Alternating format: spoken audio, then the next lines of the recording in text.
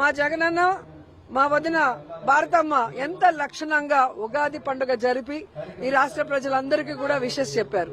మరి సనాతన యోధుడు ఏదో హిందూ ధర్మాన్ని హిందూ కల్చర్ ని కాపాడడానికి పుట్టినట్టు కథలు చెప్తాడు కదా పవన్ కళ్యాణ్. మరి ఆయన భార్య తెలుగు వాళ్ళ నూతన సంవత్సరం ఉగాది టైంలో ఎక్కడికి వెళ్లారు? ఎందుకు రాష్ట్రంలో కనిపించలేదు? చంద్రబాబు నాయుడు భార్య ఎక్కడికి వెళ్ళింది? హెరిటేజ్ లో కూర్చొని పాలు వెతుక్కుంటున్నారా? ఎందుకు?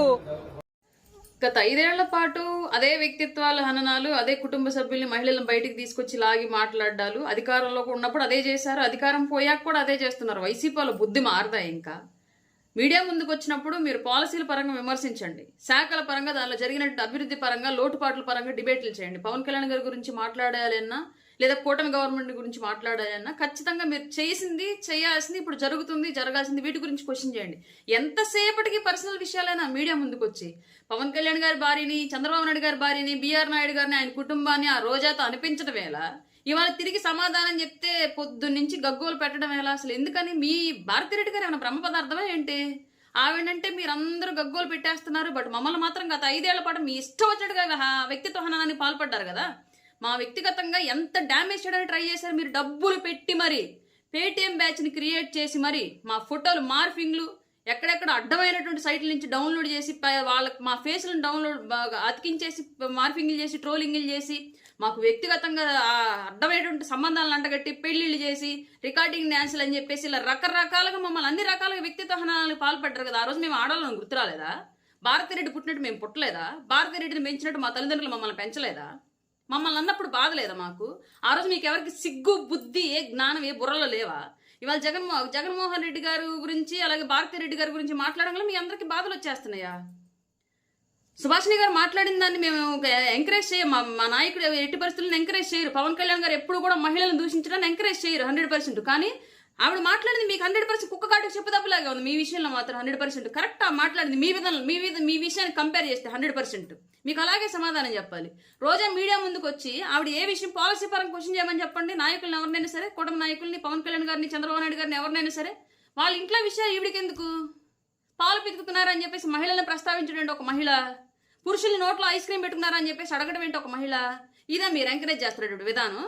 గత 5 ఏళ్ల పాటు తిట్టిన వాళ్ళందరికీ మంత్రి పదవులు, కార్పొరేషన్ చైర్మన్లు కట్టబెట్టుకుంటూ వెళ్ళిపోయారు. ఇప్పుడు అధికారం లేదు, అయినా సరే ఇప్పుడు కూడా అదే తిట్లు ఎంకరేజ్ చేస్తున్నాడు జగన్మోహన్ రెడ్డి చేసిన పవన్ కళ్యాణ్ గారు చేయరు. గుర్తుపెట్టుకోండి, పవన్ కళ్యాణ్ గారు రాజకీయంలోకి మహిళలను తీసుకొచ్చి మాట్లాడడం అనే విషయాన్ని ఎట్టి పరిస్థితులను ఎంకరేజ్ చేయరు. నాతో ఎన్నో సందర్భాలు డిస్కషన్ చేశారు ఆ విషయం.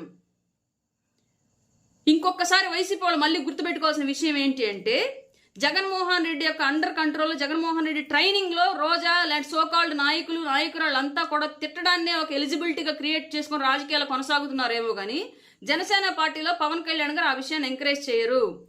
ఆ విషయాన్ని గుర్తుపెట్టుకోవాలి ప్రతి ఒక్కళ్ళు. మీడియా ముందుకు వచ్చినప్పుడు చేసినటువంటి పని గురించి క్వశ్చన్ చేయండి, రాజకీయాల గురించి క్వశ్చన్ చేయండి, పాలసీల పరంగా డిబేట్కి రండి. వ్యక్తిగత జీవితాల జోలికి వెళ్ళకండి. వెళ్తే ఇలాగే పడతాయి. కుక్క కాటుకు చెప్పు దెబ్బ అన్నట్లుగా ఇట్లాగే చెప్పు దెబ్బలు పడతాయి వైసీపీ వాళ్ళకి. ఎప్పుడైనా సరే గుర్తుపెట్టుకోండి.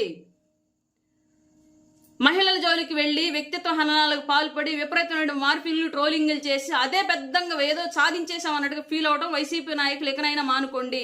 5 ఏళ్ల పాటు మీరు చేసినట్టు ఈ జుగుప్సాకరమైన వ్యవహార శైలి నచ్చకే మిమ్మల్ని ఆంధ్ర రాష్ట్ర ప్రజలు కనీసం ప్రతిపక్షం కూడా ఇవ్వకుండా పక్కన కూర్చోబెట్టారు. ఇప్పటికైనా మీరు రియలైజ్ అవ్వకపోతే అసలు పూర్తిగా రాజకీయ ముఖ చిత్రం నుంచి వైసీపీ పార్టీ దాన్ని తుడిచిపెట్టేస్తారు. గుర్తుపెట్టుకోండి. సిగ్గుండాలి. మనం నీతులు చెప్పాలి అంటే ఫస్ట్ మనం పాటించాలి. వైసీపీ వాళ్ళకి అది లేదు. మీరు చేస్తే పూజ, ఎదురోళ్ళు చేస్తే చేతపడని చెప్పేసి చెప్పుకోవడం మానేయండి.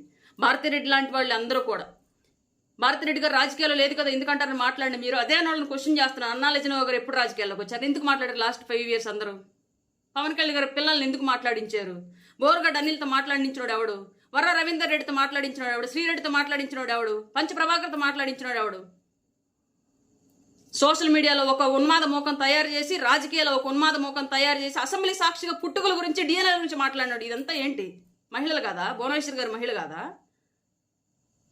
మీ ఇళ్లలో వాళ్ళే మహిళలు అనుకోవటం, మిగతా వాళ్ళ ఇళ్లలో వాళ్ళు మహిళలు కాదనుకోవటం. దయచేసి ఆ భ్రమల నుంచి బయటికి రండి వైసీపీ నాయకులంతా. రెస్పెక్ట్ అనేది ఇస్తే తిరిగి వస్తుంది.